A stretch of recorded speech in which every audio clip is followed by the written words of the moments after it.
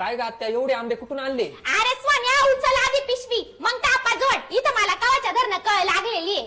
अरे देवा, परमेश्वरा, वहिनी पाणी आण बाई माझ्यासाठी. अख्खं पार माझं कंबरड गेलं. आणि काय रे सोन्या, किती फोन लावले मी तुझ्या फोनवर, का बरं फोन नाही उचलला माझा? त्या स्टँड पासून पार एकटी चालत आलेले एवढं वजन घेऊन. काय ग आत्या, हा केसर आंबा दिसतोय. ऐ सोन्या, ठेव आंबा. तुमच्यासाठी नाही आणला, माझ्या भावड्यासाठी आंबे आणलेले. बघ भावड्या, अख्खा केसर आंब्याचा बागच तोडून आणलाय तुझ्यासाठी. आत्या बघू इकडे, तुझ्यासाठी स्पेशल आंबरस करतो. राहू दे, काय करू नको आंबरस. म्हणे स्पेशल आंबरस करतो. इतक्या दिवस नाही सुचलं का? मारा आता आत्याच्या काळजीचा पडला तू एवढा.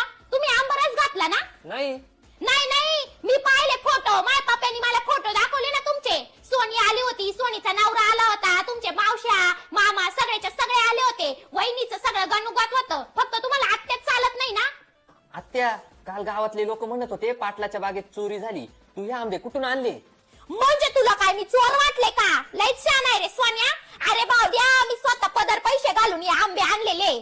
जाऊ दे आत्या, चोर कसा बी सापडन. त्यांच्या बागेत कॅमेरे बसविली. कॅमेरे? अरे सोन्या, अरे मी ना याच्यातलं